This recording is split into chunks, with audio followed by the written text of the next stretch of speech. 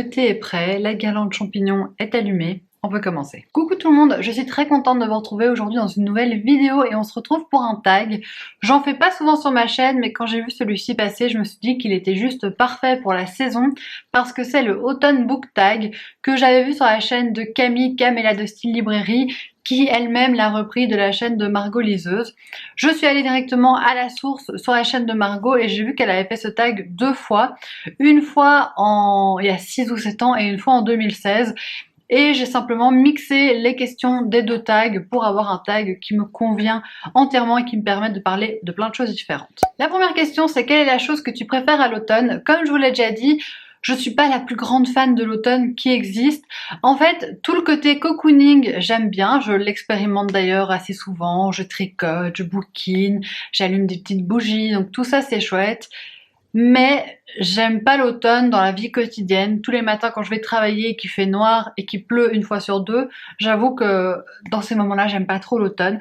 Mais voilà, ce que j'aime bien, c'est rentrer chez moi, après le boulot, me mettre sous le plaid, tricoter un peu, mettre Friends en fond, et là je passe un bon moment, j'avoue. Et sinon me balader par les belles journées d'automne quand il fait beau, qu'on voit toutes les belles couleurs, ça me va aussi. La deuxième question, c'est de trouver un livre dans notre bibliothèque qui fait penser à l'automne. J'ai choisi un livre que j'ai lu l'année dernière et qui est Cadavre exquis d'Agustina Basterica. D'avance, désolée si vous voyez plein de traces de doigts sur ce livre, mais il est dégueulasse, c'est une couverture douce qui prend toutes les traces de doigts.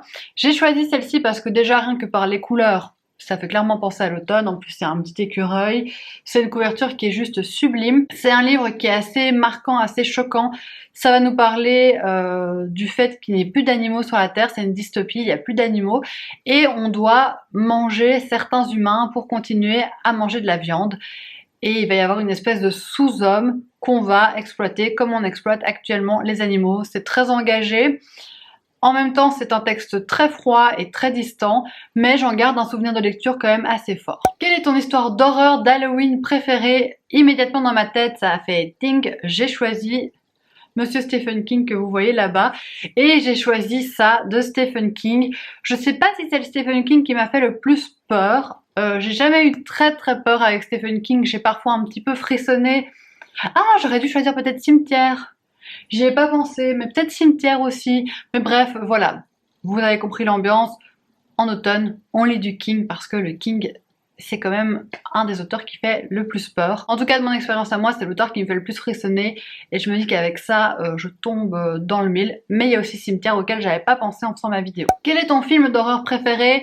Je vais mettre un film adapté d'un roman de Stephen King. C'est Shining de Stanley Kubrick avec Jack Nicholson. J'adore ce film d'horreur. En plus, je viens de voir qu'il est arrivé sur Netflix. Je l'ai déjà vu 50 fois. Je le connais très bien. Mais c'est vraiment mon film d'horreur préféré parce que c'est de l'horreur très efficace, je trouve. Ça fait peur sans que ce soit too much parce que c'est souvent le problème des films d'horreur avec des zombies, des monstres qui reviennent. Ici, ça fait peur, mais c'est très bien dosé, c'est très intelligent. C'est très différent du roman si vous avez lu le roman ou à contrario, si vous avez vu le film et que vous voulez lire le roman, n'hésitez pas parce que c'est vraiment pas du tout pareil. Quel est le livre que tu as le plus hâte de lire cet automne? J'en ai choisi deux. Le premier, c'est My Absolute Darling de Gabrielle Talent, que j'ai très envie de lire. Et le deuxième, j'ai mis Le Bouc émissaire de Daphné du Maurier. Parce que Daphné du Maurier, quoi. Je l'adore. J'ai adoré les 3 livres que j'ai lus d'elle, donc j'ai hâte de continuer à la découvrir. Ils sont tous les deux dans ma palle du Pumpkin Autumn Challenge et c'est vrai que c'est ceux qui me font le plus envie dans cette palle. Quelle sortie de film attends-tu le plus cet automne? Toujours en lien avec Daphné du Maurier, c'est Rebecca qui va sortir fin octobre sur Netflix. Je suis plus qu'impatiente de voir ce que ça va donner. J'ai adoré ce roman de Daphné du Maurier, c'est mon préféré à ce jour. J'ai jamais vu le film d'Hitchcock, donc j'ai hâte de regarder la nouvelle version qui sera proposée par Netflix et j'espère vraiment que ce sera à la hauteur du bouquin. Un livre parfait pour lire au coin du feu, j'ai choisi ma lecture actuelle qui est juste parfaite, qui est hyper cocooning. C'est le 3e tome des 7 sœurs, un beau pavé, presque 800 pages, j'en suis à la moitié. Et je le savoure, je le lis lentement, mais j'apprécie beaucoup et je trouve que c'est le plus cocooning des 3 pour l'instant parce que ça se passe en Angleterre, dans une vieille demeure. J'aurais pu tout aussi bien mettre dans cette catégorie un Kate Morton parce que ça rentre parfaitement aussi.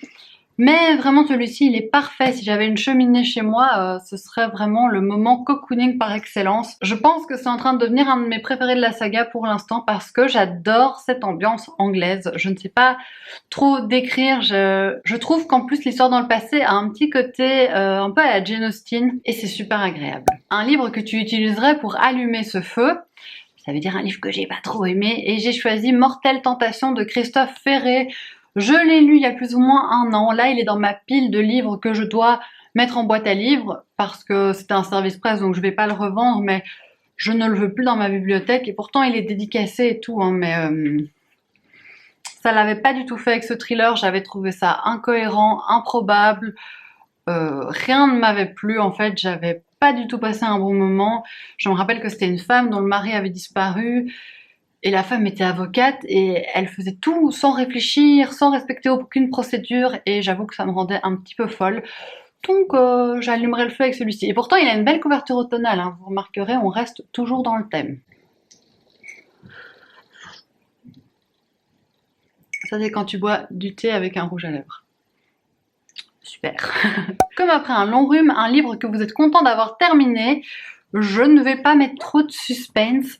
C'est L'ami imaginaire de Stephen Chbosky que j'ai lu cet été, qui est très lourd, qui est énorme, dont j'avais adoré le début, et vraiment j'ai eu du mal avec la fin de ce livre, même avec un bon bout du livre. Et du coup, j'étais contente quand je l'ai eu terminé. Je suis contente de ne pas l'avoir abandonné et d'avoir eu le fin mot de cette histoire. Mais quand je l'ai fini, c'était le soulagement. Ici, c'était l'histoire d'une mère et de son fils qui déménageaient, qui fouillaient quelque chose et qui partaient dans une petite ville des États-Unis. Et le petit garçon allait disparaître pendant plusieurs jours dans les bois. Et quand il est revenu, il avait des nouvelles facultés et il avait oublié tout ce qui s'était passé pendant le temps où il avait disparu. En tout cas, c'est un livre qui m'avait un peu fait souffrir et que j'étais très contente de terminer et de ranger dans ma bibliothèque parce que pour le coup, celui-ci, je pense que je vais le garder parce que ça reste un souvenir fort de lecture. Et je vais terminer avec un film, une série que vous aimez regarder encore et encore quand le frère revient. Je vais commencer avec la série, c'est Friends, que j'adore regarder en automne. Je trouve que c'est une série parfaite pour l'automne, l'hiver. Il y a Gilmore Girls aussi, mais c'est la première fois que je regarde cette série, donc je peux pas les regarder encore et encore. Et surtout Gilmore Girls, j'ai vraiment des périodes où j'ai envie de regarder et des périodes où je suis moins dedans. Là, par exemple, ça doit faire presque un mois que je regarde plus du tout. Donc c'est assez fluctuant chez moi. Pour les films, je pense à Orgueil et Préjugés parce que c'est un film hyper cocooning pour l'automne.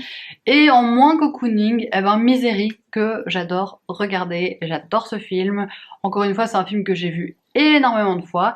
Si vous voulez avoir un peu peur, c'est parfait parce que Katie Bates est juste génial dans ce rôle. Et voilà, c'est tout pour cette vidéo. Je sais qu'elle aura pas été très longue, mais j'espère quand même qu'elle vous aura plu. N'hésitez pas à répondre aux questions vous aussi en commentaire ou juste à me dire quel est votre livre ou votre film préféré à cette période de l'année, ce que vous aimez faire à cette période de l'année. Je serai ravie de vous lire et de vous répondre bien évidemment. Et moi je vous retrouve très bientôt dans une prochaine vidéo. Gros bisous!